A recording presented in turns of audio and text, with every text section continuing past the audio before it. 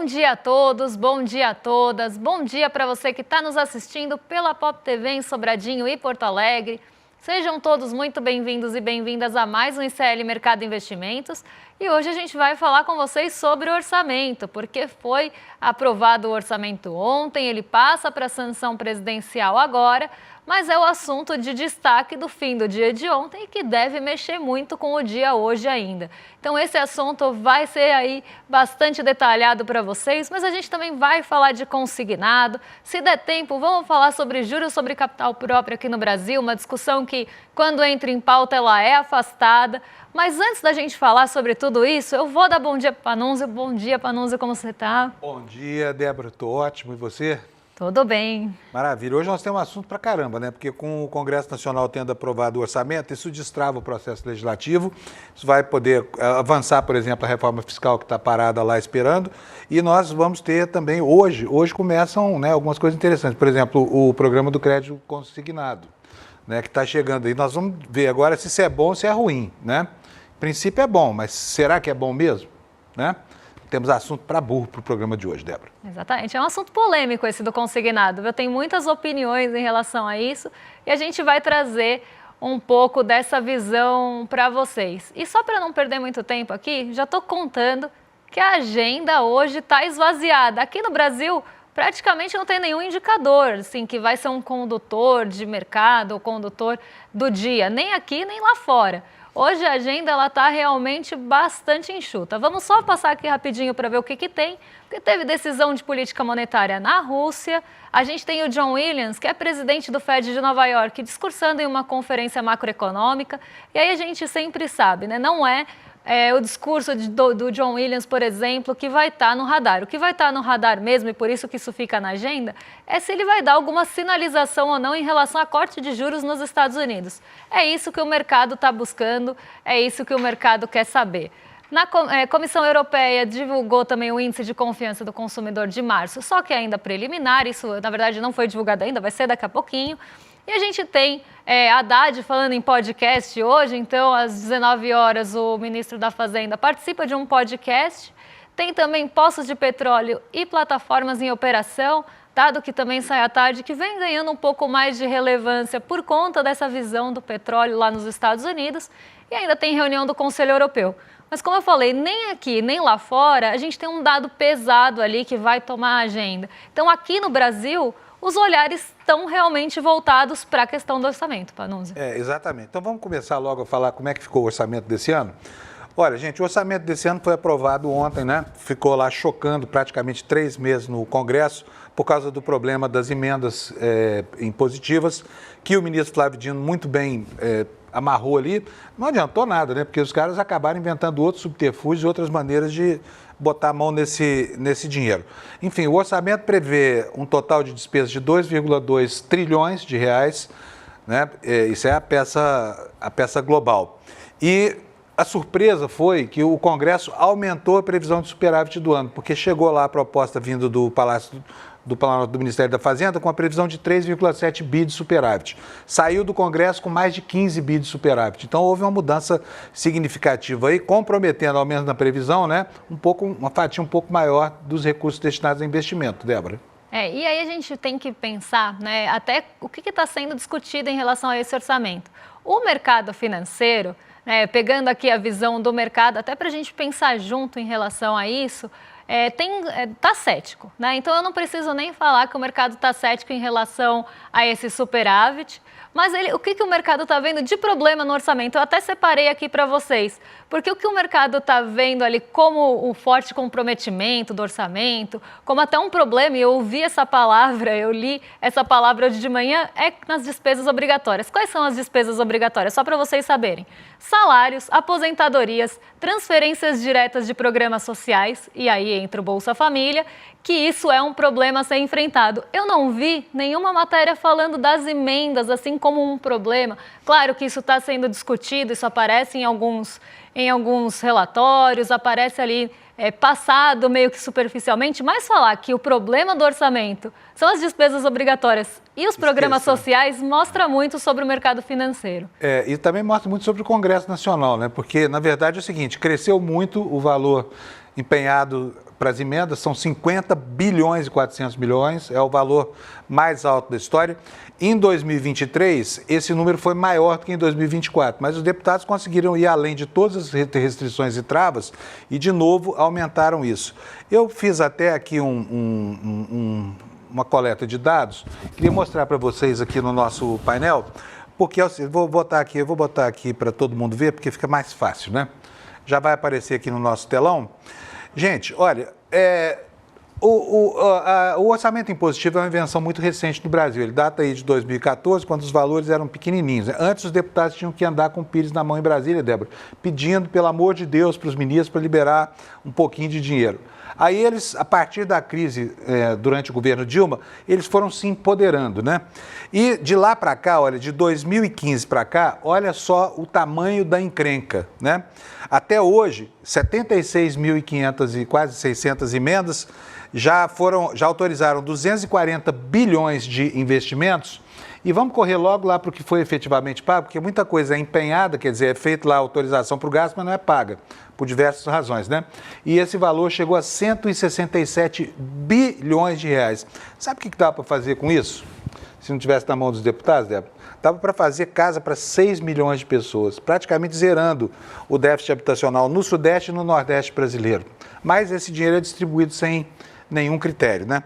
Vou aqui para o próximo slide. Olha só, esse aqui é o orçamento ano a ano, não vou nem perder muito tempo aqui. A gente está vendo que ele começa lá em 2014 com só 45 milhões e agora chegamos aí em 2024 a cifra de 29,84 bi, que vai praticamente ser dobrado esse ano se for executado todo o orçamento de 50,4 bilhões, né? Quem são os grandes beneficiários dessa encrenca toda?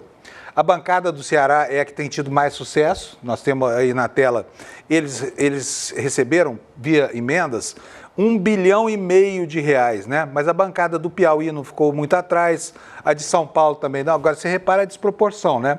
Tanto do ponto de vista da distribuição populacional, quanto da concentração mesmo regional. E aí vem bancada do Amazonas, bancada do Maranhão, bancada do Rio Grande do Sul, bancada do Pará, Minas Gerais, Santa Catarina e Bahia. Mas aqui a gente não tem uma ideia de como é que isso beneficia individualmente os parlamentares.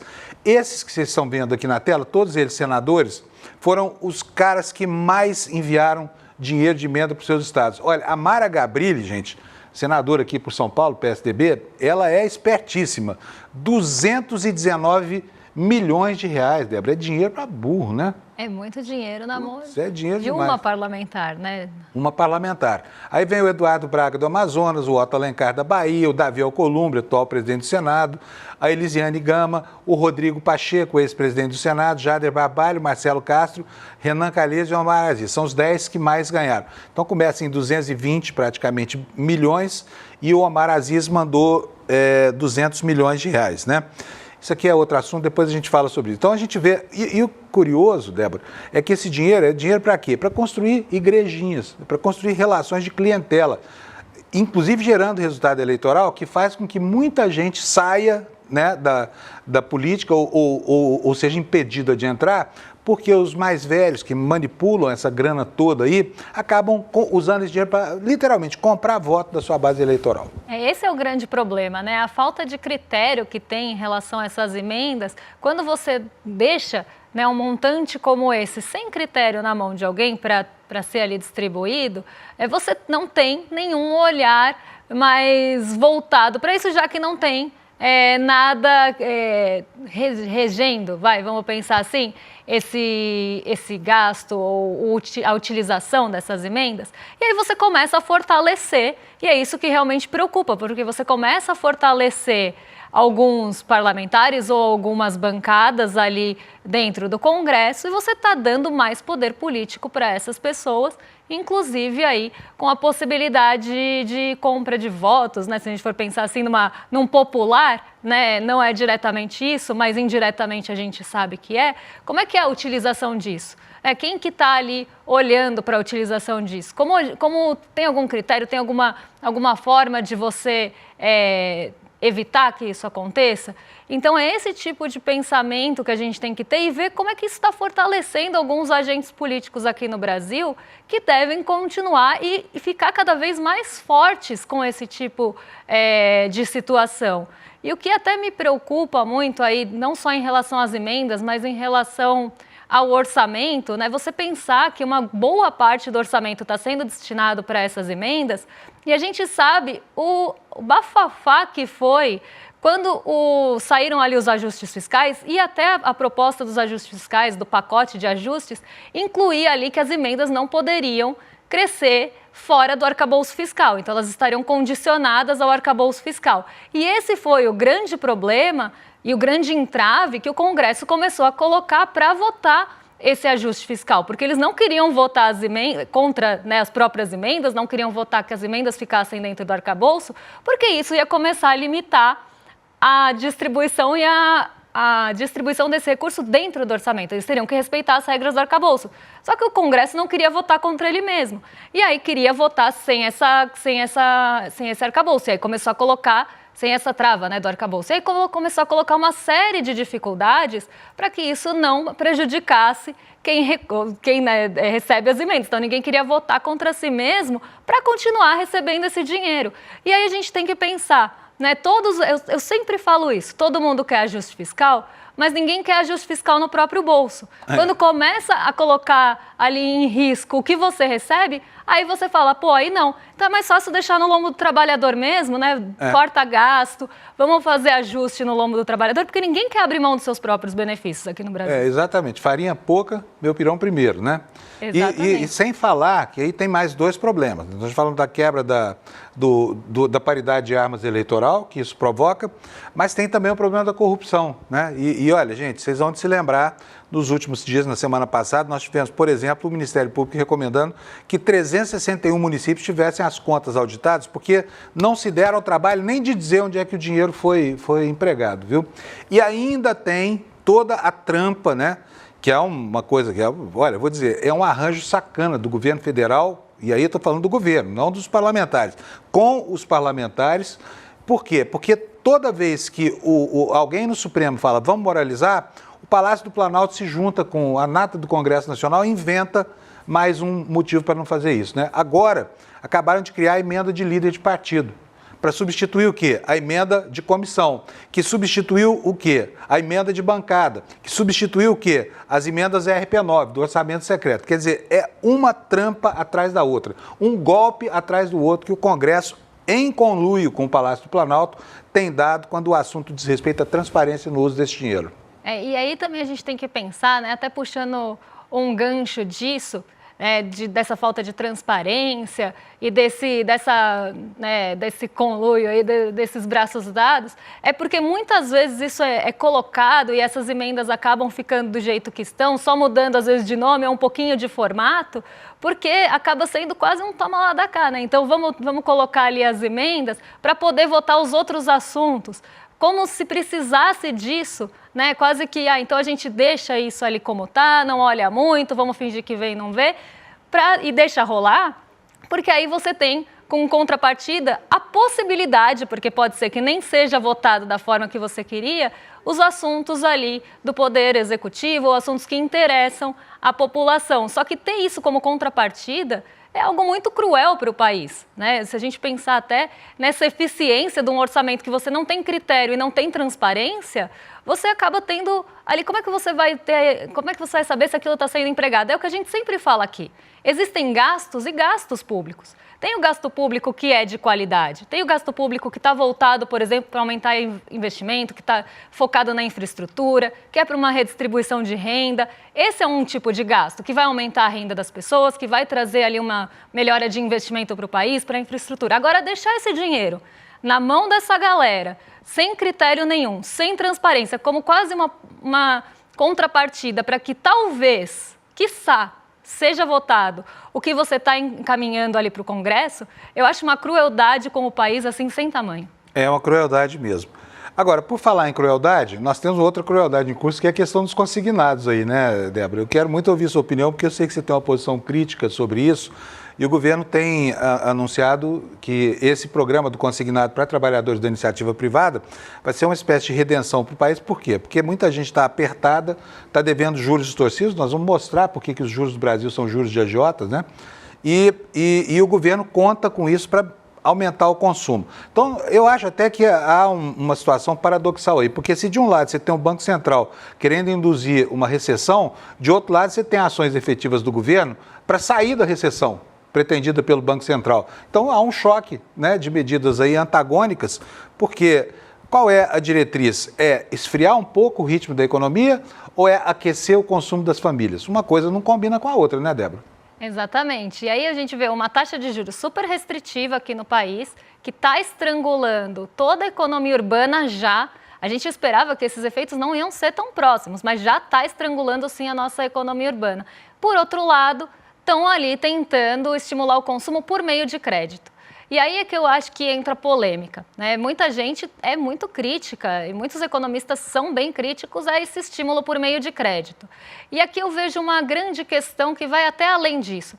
Porque estimular por meio de crédito, uma hora esse crédito vai exaurir. Então, você não vai conseguir ficar endividando muito a população. E vai ter que pagar também. E vai ter que pagar. E aí você também está ali tentando fazer medidas para que essas taxas de juros não sejam abusivas ou que não sejam tão altas. O governo até espera que caia 40% da taxa de juros. Eu estou achando otimista demais em um país como o nosso, que tem uma concentração bancária e financeira enorme. E por isso que a gente tem essas taxas de juros tão complicadas e tão abusivas aqui no Brasil. Se a gente tivesse uma difusão maior do sistema financeiro, talvez a gente não tivesse essas taxas tão altas que daqui a pouquinho a gente vai mostrar para vocês. Mas o que eu vejo aqui você está dando poder ali de consumo para a população, então você está estimulando o consumo da população por meio do crédito e você está endividando essa família. E aí tem toda aquela discussão, a família já está endividada, então você vai trocar uma taxa por outra. Ainda assim, ela vai continuar endividada. E ela pode ainda se endividar mais, dependendo da modalidade de crédito. Então, você está estimulando o consumo ali por meio do crédito. Só que, ao mesmo tempo, então você deixa ali as famílias um pouco mais felizes, porque elas vão conseguir comprar mais, vão ter mais acesso ali a alguns bens. Mas, por outro lado, você está ali na contrapartida também, dando mais dinheiro para os bancos. É o salário das pessoas que já está indo para os bancos por meio de taxas ali abusivas, taxas altíssimas. A gente vai trazer aqui, tem consignado a mais de 100% ao ano, gente, com ali o salário da pessoa garantindo aquele crédito, porque desconta na folha. Então, você está tirando o salário do trabalhador na folha e jogando isso para o banco, que já tem muito poder político e já tem muito poder econômico. Então, na hora que você vai conciliar uma coisa com a outra, é desbalanceado, é uma balança que está assim, ó. Você tem, por um lado, o banco ganhando mais dinheiro e concentrando cada vez mais poder, e, por outro lado, um brasileiro endividado que vai ficar contente porque consegue consumir mais. Mas eu não consigo ver um equilíbrio nisso, eu acho que é super díspara e não tem como falar que uma coisa é uma medida boa. Eu não consigo ver, vai diminuir o endividamento do brasileiro, vai diminuir a taxa que ele paga? Talvez. Só que ainda assim você está lidando com endividamento e isso precisa ser discutido. Exatamente. E depois tem outra coisa, juros de 40%, que são os juros projetados pelo governo, não são juros civilizados em lugar nenhum do mundo. Só aqui no Brasil é que alguém fala que pagar 40% pode ser bom para alguém. Mas o fato é que os juros dos bancos cobrados tanto no crédito rotativo do cartão quanto no cheque especial ou no financiamento pessoal, no crédito pessoal, são extremamente elevados, são juros de agiota mesmo. Vamos botar na tela aqui para a gente mostrar, Débora? Você quer fazer essa apresentação? Pode fazer. Tem aqui uma tabela. Essa tabela mostra quantos bancos estão cobrando, né? Isso aqui é a taxa de cheque especial. Aqui está a mediana, né, de 150, que é o que divide. Então, a gente sabe que, sei lá, vão ter 40 bancos ali Aqui eu estou falando porque eu sei que consignado é mais ou menos isso. Tem 40 bancos na lista, então o que divide ao meio é 150%. Então, você sabe que tem 20 bancos cobrando menos que isso, e 20 bancos cobrando mais que isso ali na mediana, que dá 150%. Se a gente vai para a média, é um pouquinho menor no caso do cheque especial. Só que é uma taxa de juros cara. Então, o que se espera? Que a pessoa que está endividada no cheque especial vai trocar pelo consignado, que vai ser tipo um open finance aí do consignado. Ainda assim, a gente vai ver daqui a pouquinho, se der tempo, as taxas do consignado são altíssimas no Brasil. Uma taxa máxima de consignado acima de 100%, 121%, 142% não faz sentido, porque a inadimplência é muito baixa nesses casos e o risco é muito baixo também. Porque se o brasileiro era demitido no consignado antigo, aquele crédito é trocado por outro tipo. Então, a gente vê taxas altíssimas, mas não que a alternativa seja tão melhor assim. Isso acontece em outros créditos, no rotativo do cartão pelo parcelado, aí você pode trocar o parcelado pelo consignado, mas em todas, no final das contas, os juros vai sair do bolso do trabalhador e não é pouco não. E é uma pancada, né? Olha só, gente, quem está usando cheque especial no Banco Ribeirão Preto está pagando 297% ao ano. No Bradesco, Bancão, 179%, 180%. No Unibanco, 174%. O banco te empresta 1.000 e vai receber 2.000 e quase 3.000 reais. Banco Daicoval, 170%, Banco Mercantil do Brasil, 162%, o C6, 159%, Crefisa, 159%, até o último deles, que é a Caixa Federal. O último entre os 10 primeiros, né, Débora? Porque nós temos aí só os 10 primeiros. Vamos agora ver quanto é que custa o crédito rotativo do cheque, do cartão de crédito. Próximo quadro, tá aqui, olha. A mediana é 321,26% ao ano. Você pega R$100, tem que devolver 321 para o banqueiro, né? Fala para mim se isso não é usura. Bom, vamos lá. Banco Ribeirão Preto, de novo, está cobrando aí, 297. É isso mesmo? Será que eu não estou equivocado aqui no juros rotativo? Acho que essa tabela está errada. Mas, enfim, a mediana é 300 e tanto. Essa tabela está errada, tá? Eu errei aqui, acabei repetindo a tabela do crédito. Então, vamos tirar do ar? Mas, olha, tem gente cobrando, banco cobrando aí 600% de juros ao ano. É um absurdo. Sabe, não sei se hoje está assim, mas já teve 1000%. Ou seja, uma pessoa pega 100 e devolve 1000 para o dono do banco. Quem é que consegue ser solvente numa economia dessa? É impagável. É para ser impagável, na verdade, né? É um crédito que ele é impagável. E aí tem toda aquela discussão que a gente sempre traz aqui. Porque o banco fala, a gente cobra essas taxas porque a inadimplência é alta aqui no Brasil. Não. A inadimplência é alta porque os juros é impagável e porque o crédito fica impagável.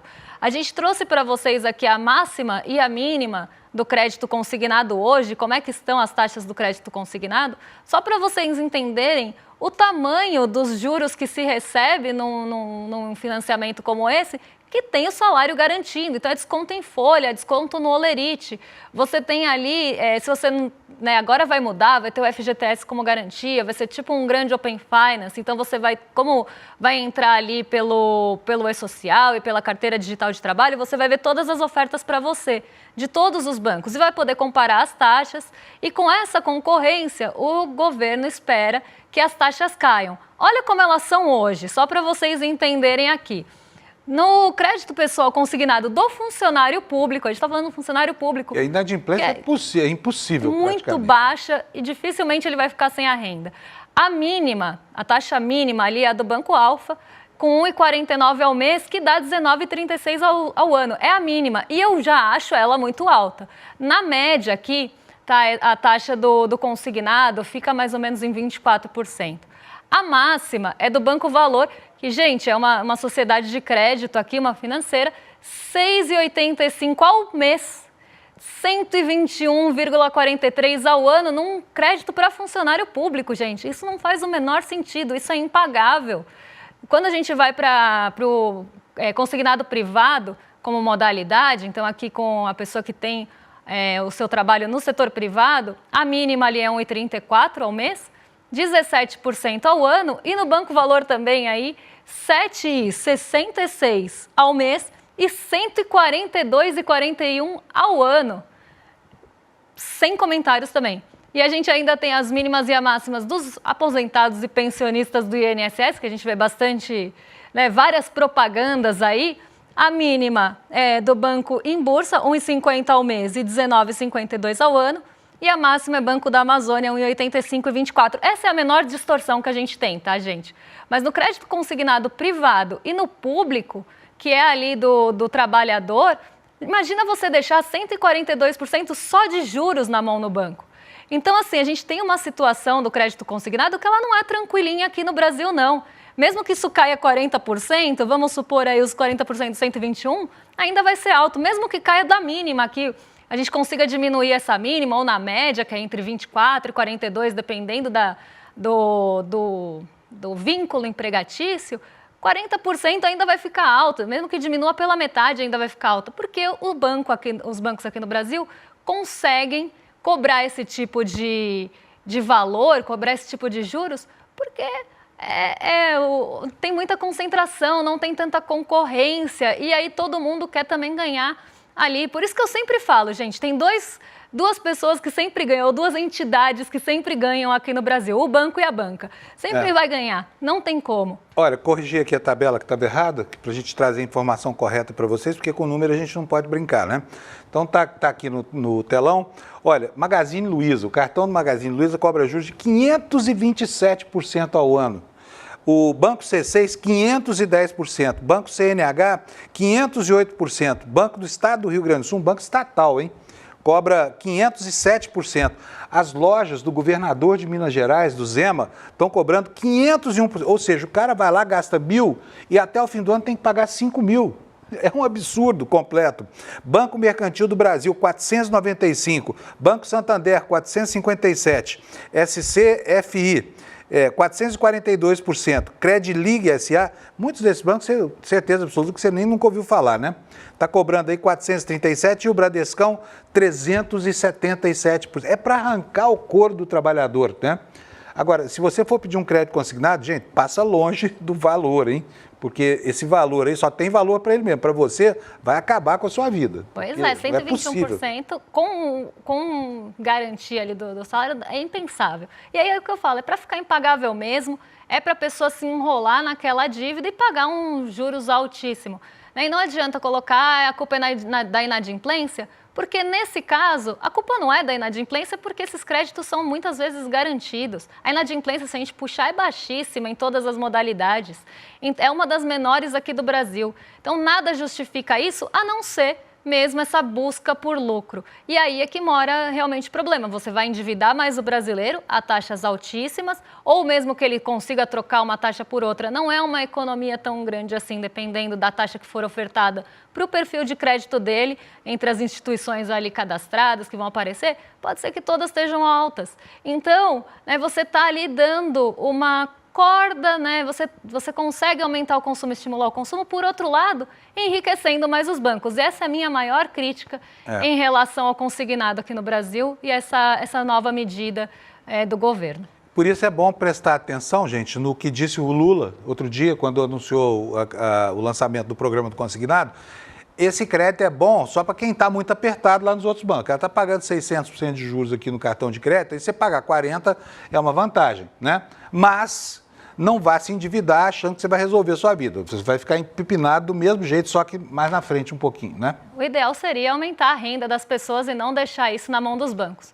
Mas a gente sabe que aumentar a renda gera conflito distributivo, e aí começa a ter todo aquele papo de vai ter inflação, vai ter, talvez tenha mesmo, mas gera um conflito distributivo que acaba tendo uma outra ótica, melhor para quem está no poder, ali no poder político e econômico, é melhor mesmo que o dinheiro vá para os bancos, endividando o brasileiro, porque aí eles ganham com isso.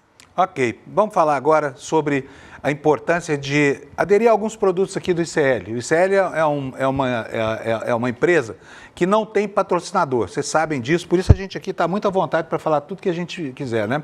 Nunca eu aqui, 44 anos de jornalismo, Débora, tive um lugar com tanta liberdade assim, sabia?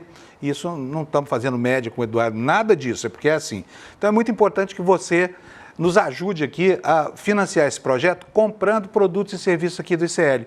E aqui existem promoções espetaculares, né, Débora? Por exemplo, essa daqui, né, que é uma jornada que vai ser lançada aqui, que vai falar sobre resiliência, sobre superação, a partir da experiência de pessoas que têm grandes marcas no esporte, né, Débora? Exatamente. E aí você apoiando a gente, esse jornalismo independente, e participando, porque sempre são cursos, sempre são encontros, sempre são aulas com muita qualidade. E você pode assistir a primeira aula, o primeiro encontro no dia 30 de março, domingo às 8 horas, mas para isso precisa se inscrever. Então não deixa de entrar aqui em iclmercado.com.br. Se tiver com o celular, já aponta no QR Code aqui do lado, escaneia e se inscreve para não ficar de fora dessa. Com certeza vai ser aí um evento incrível, um encontro incrível e vocês vão gostar muito, afinal, né? É um time aqui de peso que vai estar com vocês. E dessa forma você leva a gente como brinde. Né? Pois é. Até quer coisa melhor que isso? Pois é, principalmente para nós também. Vamos nessa? Vamos nessa, vamos sextar, mas não ainda, porque tem rolê CL na sequência. Então, William De Luca e Guga Noblar já estão a postos para receber vocês. Vocês estão em mais que excelente companhia para dar esse rolê de sexta. E a gente volta na segunda para trazer outros assuntos bem espinhosos aí. Um beijão e até lá, pessoal. Bom fim de semana, obrigado pela audiência. A gente resolveu reunir as maiores lendas do esporte no mundo inteiro para ensinar para a gente o que a gente pode fazer para encontrar a nossa melhor versão, seja no esporte ou na vida. Estamos falando de campeões olímpicos, estamos falando de médicos, de psicoterapeutas, de fisioterapeutas, de pessoas que fizeram história transformando atletas e verdadeiramente transformando as suas modalidades. Essa jornada vai ser uma jornada que vai transformar a sua vida e a sua saúde. Não importa se você tenha 12 ou 90 anos de idade. E começa no dia 30 de março com uma aula com Mark Allen, o maior triatleta de todos os tempos. Ele que venceu 6 vezes o Ironman no Havaí e vai nos ensinar coisas que a gente vai poder aplicar para o resto da vida. E no dia 30 de março, a gente vai estar junto às 8 horas da noite.